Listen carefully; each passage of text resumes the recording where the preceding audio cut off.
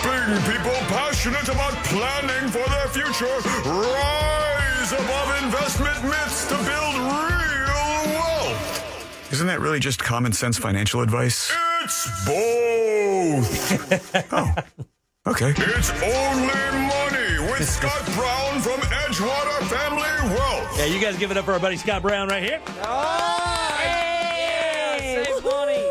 What's up, you snow bunny? What are you doing? What? I'm drinking hot chocolate.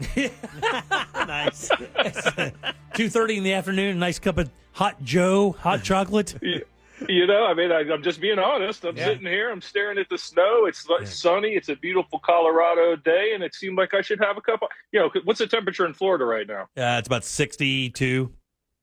Yeah, I'm not having hot chocolate at 62. I got to get it in while I'm here. Yeah, that's exactly right. Hey, out of curiosity, when you guys go out and stay that long stay, do you eat out a lot or do you guys cook in-house a lot? It's a fair mix.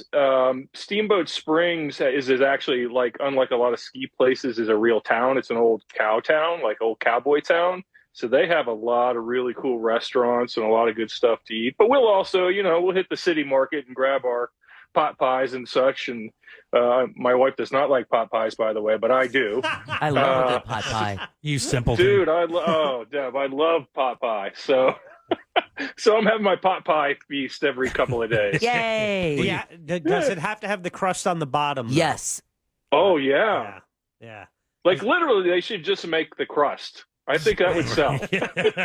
Just chicken-flavored crust. That's it. I'm a Just fan. crust. Yeah. Those things, I got to tell you, you're up there in the right spot because those things are caloric. I mean, you look at a small pot pie because that crust is just butter and flour, man. It is. They are ridiculously high calorie, but that's what you need when you're up there freezing your ass off skiing down a mountain.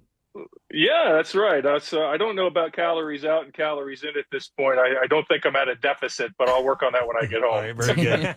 Scott Brown is the president, CEO of Edgewater Family Wealth here in Orlando. He's been doing this for 30-plus years in the city, giving sage advice to people who want to make their financial outlook a lot better. And he's been doing it for a while as a portfolio manager. As what else, Scott? I mean, outside of that, what is your number one title?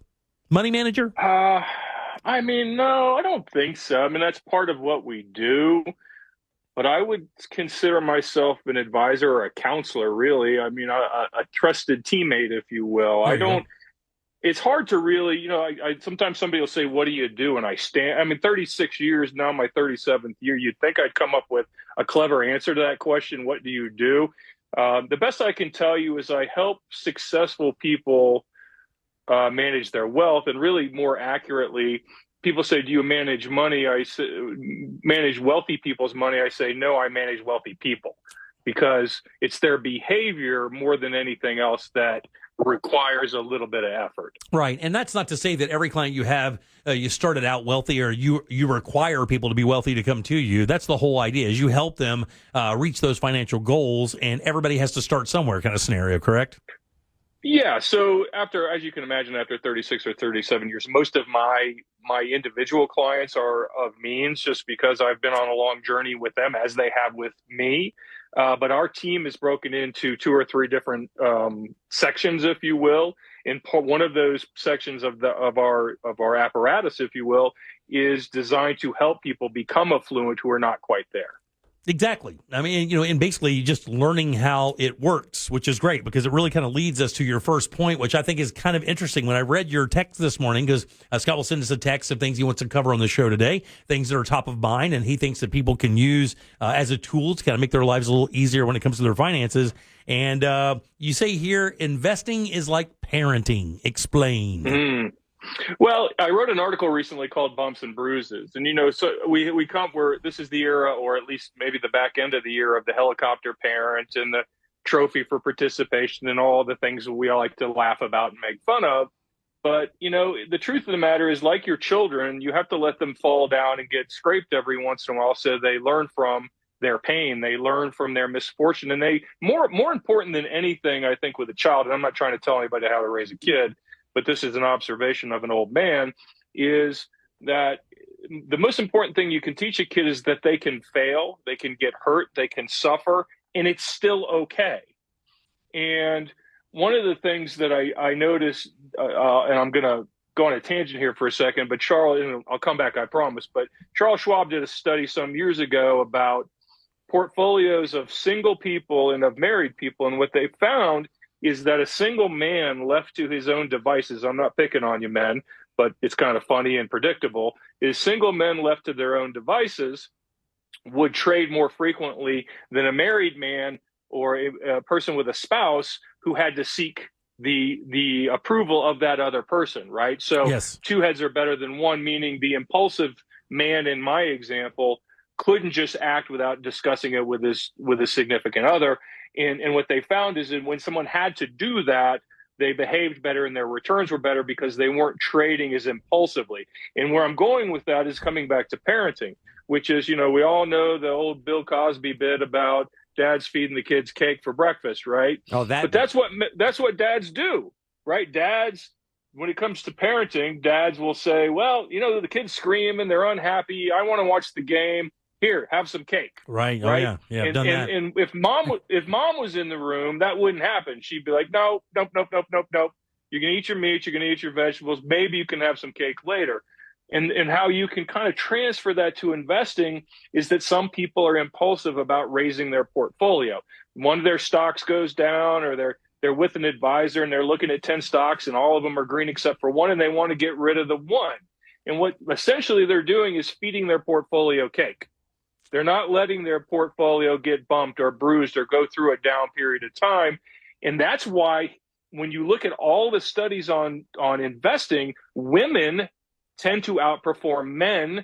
And I'm not saying this is absolute, so don't send me any nasty emails. But on average, men are more impulsive than women, and they don't allow their portfolios to go through that suffering. Yeah, I have to tell you, and I will pile on there. I have collectively worked most of my professional career in the broadcasting industry, and I have worked for almost exclusively women. And I will tell you that is 1,000% the truth. This kind of business offers some very interesting social happenings and some very interesting personality traits and personalities altogether. And I have found that the women in charge of our business here in Orlando were able to manage those highs and lows much greater than men have because of that ego and that dude thing. That dude thing, Yeah. for sure. Yeah. How often? Go ahead. Good. I was going to say, how often? I mean, we talked about this before with your clients. How often do you have to talk them off the ledge? Because here's the thing. I think most people believe, Scott, that, you come in there, you hand some money to Scott. Scott goes in there, he does his money thing, and then you call him every day. I call you every day to find out how I'm doing, right? Every day. And I'm trying to babysit the money and not let you do your thing. And, and you've also said that you'll have investors call up and go, hey, I want to pull this kind of money out because I'm going to go buy this thing. And it's not that you're trying to talk them out of it. What you're trying to do is give them options of what could or could not happen in the next 3 or 4 years based on that move they're going to make. Yeah. I mean, again, I'm not one of those advisors that doesn't want his or her clients to have a good time. And in fact, that's why you have money. You want to enjoy your life in a reasonable fashion, given the context of your wealth, right? So I'm not that person. In fact, I have clients quite frequently. I have to kind of nudge into spending money. Like, hey, go do something. You're not taking this with you. You're 73 years old. Go to Japan. Go to Turkey. Go to Europe. Go to Mexico. Go wherever you want to go.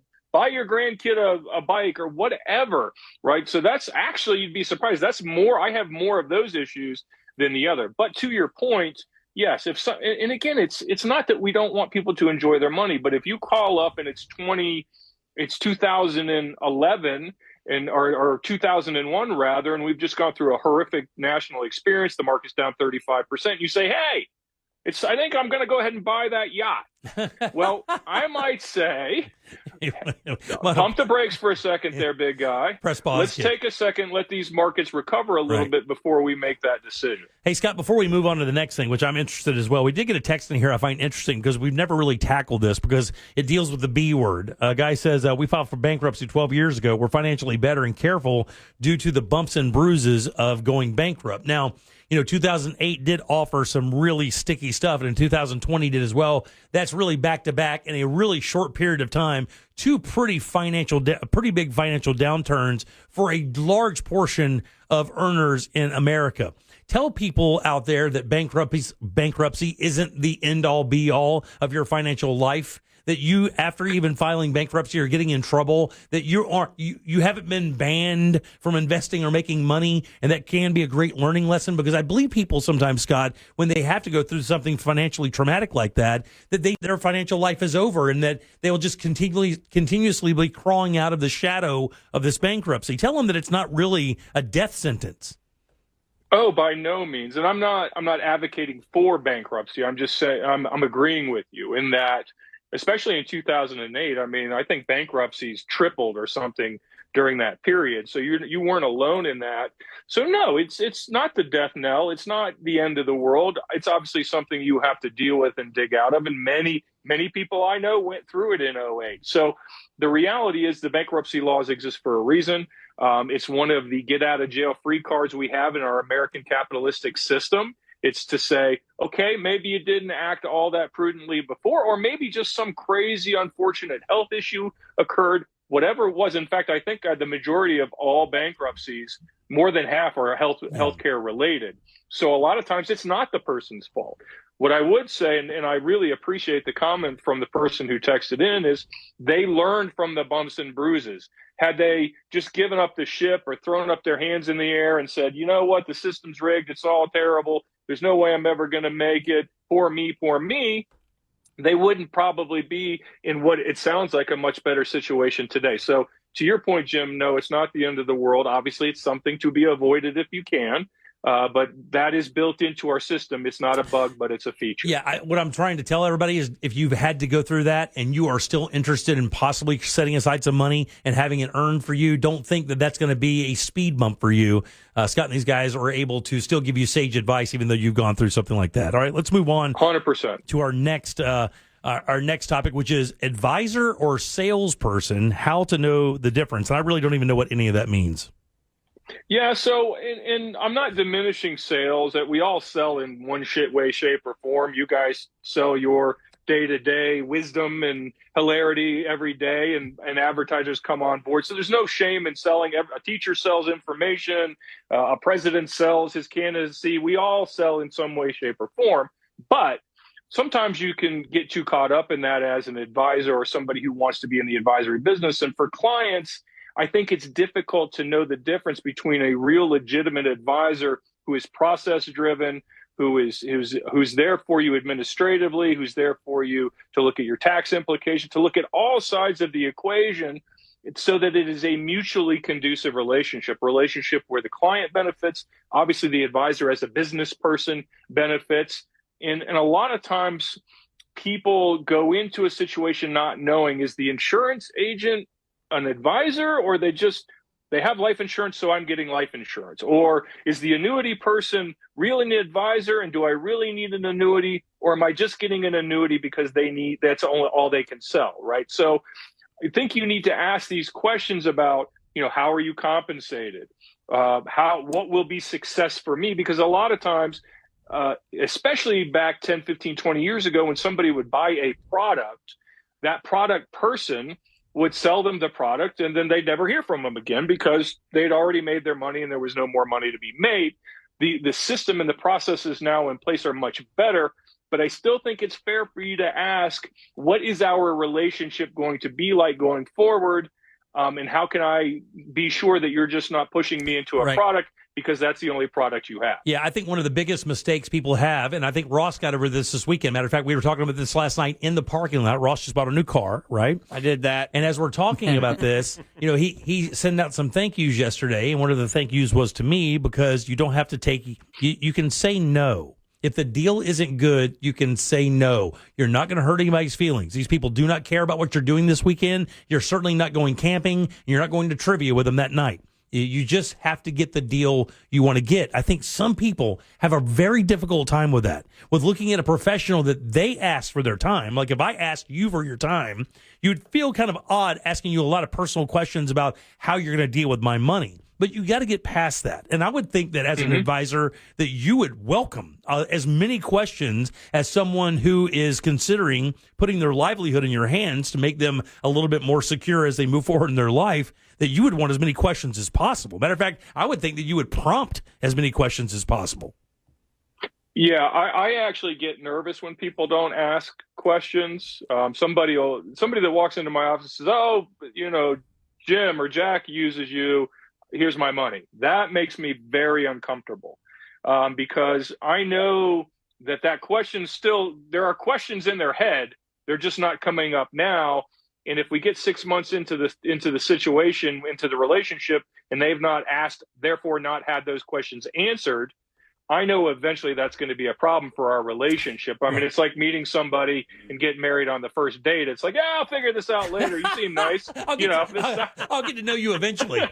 Yeah. I'm sure you're not psychotic in any way, shape, or form. Yeah. Or completely. Yes. And I know that, in our conversations, as we kind of even move forward to solidify this segment that we're doing right now, I mean, you and I had a number of conversations because one of the things I've kind of avoided in my broadcast career is people who deal with other people's money because of how sensitive that situation is. And you certainly don't want to tell anybody to go to somebody who doesn't have a solid, backing in their business, who hasn't been doing it for a while. Because again, this is one of the ultimate trust scenarios when you're putting, hard-earned money into somebody's hands and saying, "Hey man, I'm trusting with this. Go out there and do something good with this so that in 10 years I can see some real growth," Yeah, I think again, it's you're hit the nail on the head. It's just a matter of trust. When you have trust, that's everything. You can trust that person to tell you even things you don't want to hear.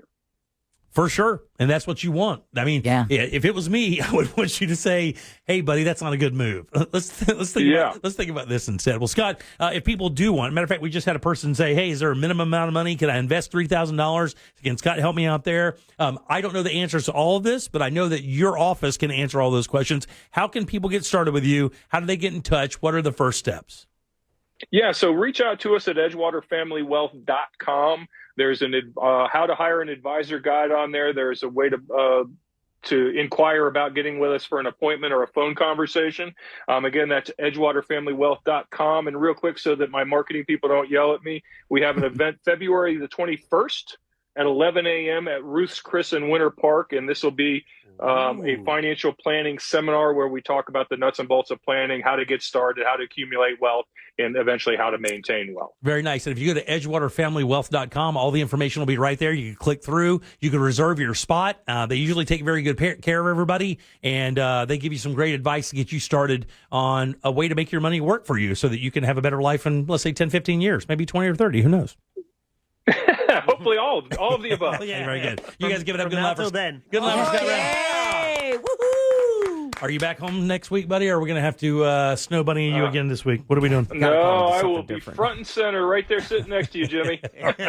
All right. Well, bring me something, all right? Bring me something. Is uncomfortable. You got it. I'm bringing presents. Bring me some buffalo jerky or there you go. something like that. I don't know. All right, buddy. Listen. You got it. Be good. Have safe time, and we'll see you soon, buddy.